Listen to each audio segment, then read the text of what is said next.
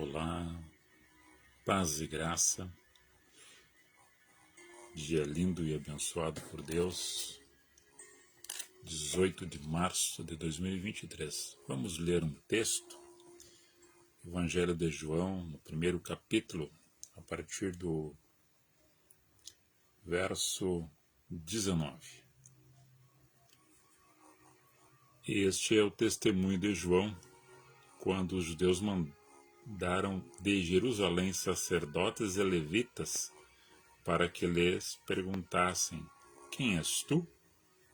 E confessou e não negou, confessou: eu não sou o Cristo. E perguntaram-lhe: então quem és? És tu Elias? E disse: não sou. És tu profeta? Também não sou. Disseram-lhe, pois, quem és, para que demos resposta àqueles que nos enviaram? Que dizes de ti mesmo? E ele responde: eu sou a voz do que clama no deserto: endireitai o caminho do Senhor, como disse o profeta Isaías. Então faz referência à mensagem de Isaías em capítulo 40, verso 3. Isso é João Batista, né? Isso aqui é uma passagem que está sendo mencionada, João Batista.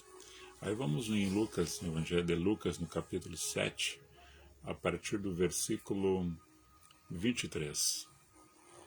E bem-aventurado aquele que em mim se não escandalizar. E tendo-se retirado os mensageiros de João, começou a dizer à multidão acerca de João: que saístes a ver no deserto? Uma cana abalada pelo vento? Mas que saístes a ver?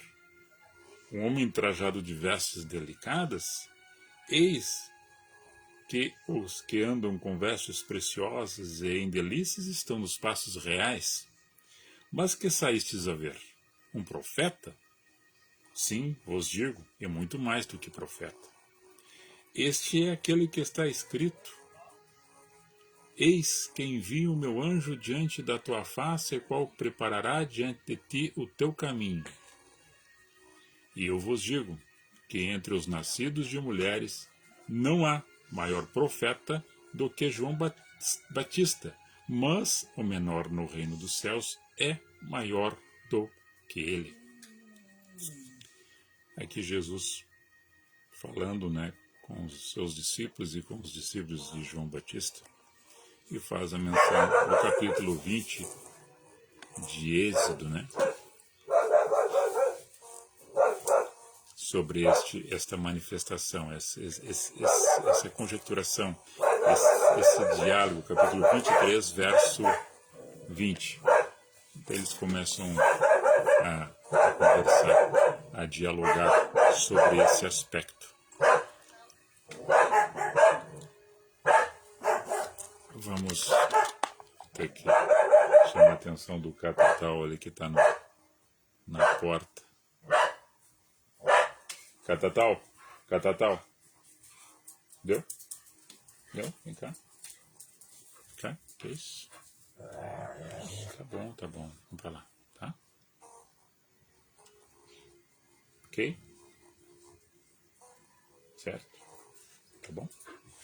Então tá bom. Ao vivo é assim, né? A gente está aqui falando a mensagem, os cachorros estão aí fazendo cuidado da nossa propriedade. Mas é somente pessoas conversando, o cachorro passa na frente do portão ali, eles começam a se manifestar. A mensagem que nós trazemos hoje é no aspecto no mundo ao qual nós vivemos, e algumas pessoas nos seus comportamentos, e a gente tem uma criação, um ensino baseado na família, né? Conservando as culturas e hábitos de respeito, harmonia, e sempre cuidar uns dos outros, mas não cuidar a vida dos outros. Zelar. Como Paulo fala, olha, tenha um pouco de paciência, porque eu tenho zelo de vós e é zelo de Deus, é zelo de cuidado, de proteção. Não como um jargão dizendo, olha, nossa vida é cuidar da sua, né? Cuidar da sua como se fosse de cuidar da vida dos outros. Não, cuidar de proteção, de vigiar, de se manifestar, às vezes quando é solicitado. Não haver interferência em relação à vida dos outros que não nos diz respeito. A mensagem ela é universal. E ela sendo universal, ela tem a amplitude de chegar em algumas pessoas e as pessoas entendendo a mensagem e vão dizer, esta serviu para mim. Eu vejo que isso está acontecendo em algum lugar, dentro da minha casa, na rua, na sociedade como um todo. Então a mensagem profética que João estava dizendo, que ele estava preparando que Jesus, o Yeshua, o mestre, o bom pastor, estava próximo de chegar e implantar o reino dos céus nos corações dos homens. E para que isso acontecesse na vida das pessoas, naquela ambiência, como hoje, era preparar o coração para que não ficassem atemorizados ou perplexos diante do fato do enviado estar chegando e ele estar preparando o coração para que o reino fosse plantado no coração das pessoas. E que eles, entendendo o profeta que antecipava a vinda de Jesus, no momento, na mesma geografia, no espaço-tempo que os dois estavam vivendo, não se tome de surpresa. Isto está prestes a acontecer. Eis que vem o Cordeiro de Deus, a qual eu não sou digno de atar ou desatar a sandália dos seus pés. E depois é dado o batismo como simbologia para que os outros também entrassem naquele batismo de Batista, né? Nas águas do Rio Jordão, como remissão dos pecados, que como Jesus não precisava, mas para demonstrar o ato para os outros que era necessário o arrependimento, para que o reino fosse implantado no coração das pessoas.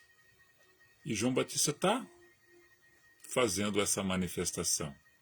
E aí vem os levitas, os sacerdotes, perguntar para ele se ele era o profeta, se ele era Elias, se ele era um enviado, se ele já era aquele que tinha na revelação dos profetas, que era... Não, eu não sou ele.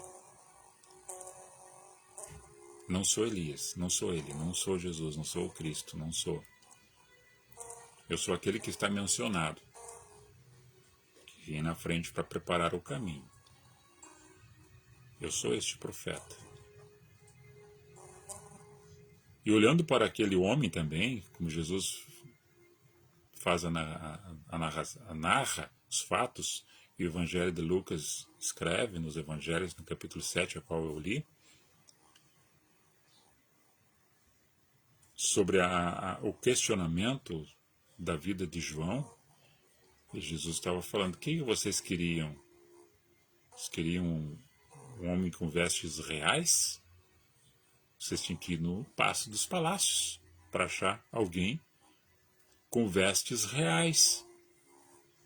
Mas você se deparou com um homem que muitos o chamam de louco, que é uma pessoa ignorante, que não tem formação, né, intelectual, que se veste de peles de camelo, cingido com cinto de couro na cintura, que come mel silvestre e gafanhoto. Olhando para João, era uma pessoa, segundo a informação que a gente tem, como uma cana que o vento abana, era uma pessoa magra. Uma pessoa tida como louca, mal vestida, né? Andando na rua, perambulando e anunciando a chegada do reino dos céus, que era Jesus que estava chegando, era o reino que estava chegando. para o coração das pessoas, para os corações das pessoas que entendessem que o profeta estava anunciando. E Jesus faz referência dele que, olha, que não existiu na face da terra antes nem depois dele um profeta da magnitude de João Batista, mas porém o menor no céu é muito maior do que ele, ou seja, o menor no reino dos céus é muito maior do que ele. Então, o que Jesus está falando? Que as pessoas, quando recebendo ele na sua existência, ele, Espírito, Yeshua, Espírito do Eu Sou, se torna também uma pessoa com referência de grandeza, não de majestade, não de empoderamento, como as pessoas falam, mas de confiança, mas de amor, de reverência, de deferência, de significado importante como luz, como alguém que as pessoas buscam como fonte de inspiração, como amigo, amiga, conselheiro. Esse é o reino dos céus e estava sendo plantado no coração das pessoas. Jesus está dizendo que este João, que muitos olhavam para ele e viam nada de importância, como se fosse alguém para sentar e ouvir, era um mensageiro. Assim como o profeta Isaías fala de Jesus há mais ou menos 650 anos antes de Jesus estar presente como homem físico na Terra, porque o Eu Sou sempre foi antes e é no momento daquele espaço-tempo, o depois e o eterno, Jesus, o que transcende o tempo e o espaço, que não tem data, Espírito,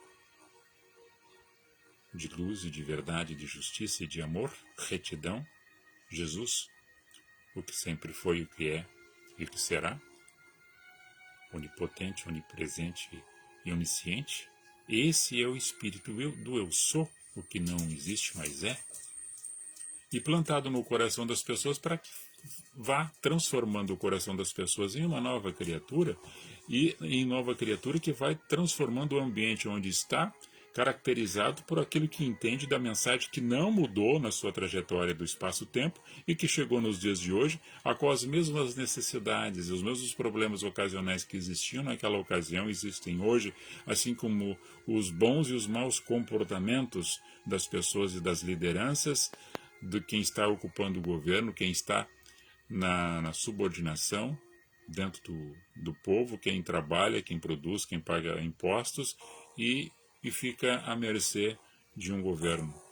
Assim como as lideranças espirituais, como mensageiros proféticos, que vão anunciando o Evangelho ou anunciando a sua profissão de fé, professando a sua fé, mas entendendo nós no caminho em Cristo, sendo esta criatura nova, renovada, transformada pelo poder da palavra e pela ação do Espírito Santo, que age individualmente em cada um de nós, e cada um tem uma percepção e entendimento desta mensagem, de acordo com suas faculdades mentais, com sua graça e com sua luz e sua deferência à palavra, não tentando elaborar um texto e um contexto para satisfazer a sua carne, seus desejos, ou aquilo que está para justificar o que fez, mas entendendo a mensagem da forma como ela foi, para que te sirva para ti, conforme a tua necessidade, porque ela vai atingir o seu objetivo, ela não vai voltar vazia. E a mensagem daquele que como clama no deserto. Eu sou aquele que clama no deserto. Uma pessoa como clama no deserto vai estar clamando para quem, se no deserto é sequidão? Se no deserto é vento intempestuoso durante o dia muito quente e à noite cai a temperatura a menos de 5 graus negativos, o deserto é assim, é escaldante, quente, a 40, 50 graus durante o dia. E à noite a temperatura cai a menos 5 graus negativos. Deserto é assim. E João está sendo esta voz que clama no deserto. Para quem? Para que almas? Para quem? Ele diz, eu estou clamando como se fosse uma voz que clama no deserto, para que alguém escute. E se alguém escutar esta voz no deserto, que ele está falando, poderá ter vida. E vai fluir mananciais de águas quando entender que este reino que estava sendo preparado, que haveria de vir para ser plantado no coração dos homens, a palavra de Jesus, o eu sou, pelo testemunho de vida de Jesus caminhando na terra, para mostrar para as pessoas uma nova forma de entendimento e de comportamento dentro de uma sociedade que a qual não muito distante dos tempos de hoje também tinha seus vícios, as suas manias, o seu paganismo, a sua religiosidade, que no princípio do entender de religar-se com Deus, afastavam-se de Deus porque brigavam entre si. E ninguém consegue se aproximar de Deus se estão brigando entre as pessoas. Isso é hipocrisia. E não houve entendimento. É uma cegueira muito grande espiritual.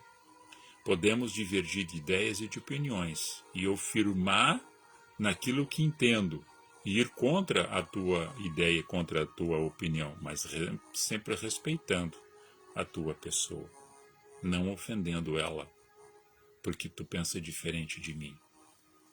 Isso é empatia, respeito. O grande testemunho da pregação de Jesus foi a sua própria caminhada em cada momento, uma parábola viva, caminhando e ensinando a todo momento, todo instante, como que se deveria ser uma pessoa para estar junto de uma outra pessoa que não se alimentava dos mesmos alimentos e não se vestia com o mesmo tipo de vestimentas e não escutava o mesmo tipo de música e tinham gostos e opiniões diferentes com relação à política, à religião, mas respeitando-se uma outra e ouvindo, aprendendo sempre no ouvir. Catatal? Catatal? Não posso perder o embalo aqui da mensagem. Vai ser um pouquinho mais extensa do que as outras. Porque essa mensagem é muito forte. E eu disse outro dia para algumas pessoas, para ouvir e sentar e entender, são poucas pessoas que têm a capacidade, a paciência de sentar e ouvir. Hoje a mídia, a qual estou utilizando, ela é muito útil, uma ferramenta. E eu faço uma comparação como chave de fenda, como qualquer tipo de ferramenta que tenha a sua utilidade específica para aquela função. Uma chave de fenda, ela atarracha e desatarracha parafuso. Alguns usam até para fazer outros serviços com a própria chave de fenda. E até danos, pode ferir alguém, pode machucar, pode arranhar pintura de automóvel, pode fazer muito dano, uma chave de fenda, mas ela não foi feita para isso.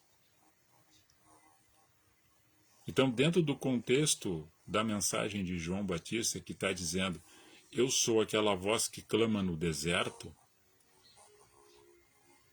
no ambiente a qual nós vivemos nos dias de hoje, nós temos muitas vozes clamando no deserto, que parece que ninguém está escutando.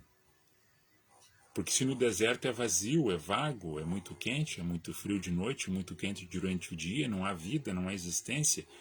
Mas quando alguém vai ouvir essa mensagem, rios de água viva fluirão e mananciais de água farão e tornar-se-ão oásis de referência, de descanso, de repouso, de sombra e de água fresca para aquelas pessoas que entenderem a mensagem profética das coisas que estamos vivendo hoje no nosso dia a dia. Nós temos um projeto, outros têm ambição de poder, projeto de vida, projeto de caminhada, projeto alinhado com a parte espiritual, alinhado com as coisas materiais, com as suas necessidades, mas nunca interferindo na vida dos outros, somente ajudando, se caso for solicitado. O cuidar de zelo, mas não cuidar de fofoca. O desejo do bem e alegrar-se com aquilo que a pessoa conquistou, mas não ter ciúmes, inveja ou querer aquilo que não lhe pertence, de posse daquilo que não é teu, mas ficar grato por aquilo que tem e agradecer por aquilo que já conquistou e se esforçar para que consiga alguma coisa que ainda lhe falte e quando atingir, ficar satisfeito e o outro alegrar-se contigo. Paulo diz, eu alegrei-me com a tua alegria e chorei com as tuas dores. Isso é sentir, isso é amizade, isso é respeito. A voz que clama no deserto, que clamava, que clama e que ainda clamamos, se você não entender, se você não mudar a sua atitude, o seu pensamento, você vai seguir somente doutrinas de homens e ouvindo muitas mentiras trazidas até por algumas emissoras de televisão que lhe prende na frente, achando que tudo aquilo que é dito é verdade, na verdade são falácias, são enganos, engodos, para vender o produto que eles querem te colocar dentro da tua casa e você os tornar mais ricos ainda, porque compra o que eles lhe oferecem como mercadoria. Nós entendendo as questões dentro da verdade, do buscar o conhecimento, nós vamos nos libertar e nos libertando do cabresto, das manipulações e das induções aos erros. Porque parece aquilo que nós fazemos hoje, nós estamos indo contramão daquilo que está acontecendo na sociedade. Isso não quer dizer que nós sejamos preconceituosos, que a gente olha e fica falando. Não. A mentira, a corrupção, o engano, as falcatruas, o roubo. Quem é cidadão de bem não aceita isto. E agora cultuar isso, favorecer isto, aplaudir isto, fazer nos bastidores acertos e ajustes desta natureza é comungar com o erro. E a voz no deserto clamava de tal forma que ele entrou no ambiente que até para Jesus, quando Jesus soube que ele estava preso, Jesus saiu dali e foi para outra cidade, outra aldeia, porque Jesus não ia entrar na questão política, mesmo falando. Sem falar em política e falar religião, Jesus traçava palavras e caminhos que as pessoas, quando entendendo, deixavam de seguir aquilo, a qual o poder do Estado e a religião da época, os judeus, se sentiram ameaçados pela presença de Jesus. Opa, ele está atrapalhando os nossos negócios. Era uma pedra no caminho deles. Mas quando Jesus soube que João Batista estava preso, Jesus, triste, foi para outra aldeia. João Batista preso, pediu para que os discípulos de João fossem até Jesus para saber se este era o enviado verdadeiramente ou havia de esperar por outro. Porque João Batista já pressentia a sua morte. E dizia, se eu morrer, eu vou morrer sabendo que este vai me ressuscitar. Depois da minha morte física. Porque a minha morte, a minha alma não vai ser tocada. Porque o profeta já sabia o que ia acontecer com ele. E ele entrou numa questão, para eles era tranquilo, sem problema nenhum, faziam, desfaziam, casavam, descasavam, se um andava com a mulher do outro, não tinha problema nenhum. Mas João Batista entrou na questão, se interferiu na vida do Herodes, né? esse Herodes Antipas, né, o Herodes Antipas, entrou nesse questionamento, que estava tendo um caso com Herodiana, que era a esposa de Herodes Filipe, que era irmão dele, e numa festa de aniversário dele, a Salomé, filha de Herodiana, dança, e ele ficou fascinado por aquela dança de Salomé e disse para Herodiana: pode pedir o que tu quiser que eu te dou hoje. Daí a Salomé disse: que eu disse para Salomé, né? Salomé chegou e perguntou para a mãe dela: o que eu peço? Como Herodiana estava mordida com João Batista, que estava preso, disse: agora minha vingança vai chegar. Eu quero a cabeça de João Batista. Herodes não estava inclinado para fazer isso, mas devido à palavra que ele deu, ele cumpriu. João Batista foi decapitado. Ele entrou numa seara que não deveria. Ele não se aguentou, né? E acabou a cabeça dele numa bandeja. Tá, terminou o tempo dele. E Jesus, quando chega a saber disso, ele vai para outra cidade. Não tinha mais nada o que fazer. Meu ministério também, daqui a pouco, o terreno vai terminar. Serei entregue por inveja, por pessoas com ciúmes, enganadores, falsos, vão me entregar. A minha morte vai ser de cruz. Meu sangue vai ser aspergido no altar para sacrifício de todos aqueles que crerem na minha mensagem, e esse reino dos céus já está plantado no coração desses que hoje aqui estão, e os que virão depois, em outras gerações. E todos aqueles que crerem não morrerão, mas terão vida eterna. Essa é a promessa. Mas dentro dessa vida que estamos vivendo no hoje, tantas coisas acontecendo, tantas maldades, né? Tanto engano, tanta corrupção, tanto diz daquilo que é fazer e não faz nada, é só lorota e as pessoas foram atrás. Tantas coisas erradas que a gente está vendo que está acontecendo, que o povo, quando não tem uma governança inclinada com amor e respeito à parte espiritual, o povo padece. Algumas pessoas se acostumam com o erro,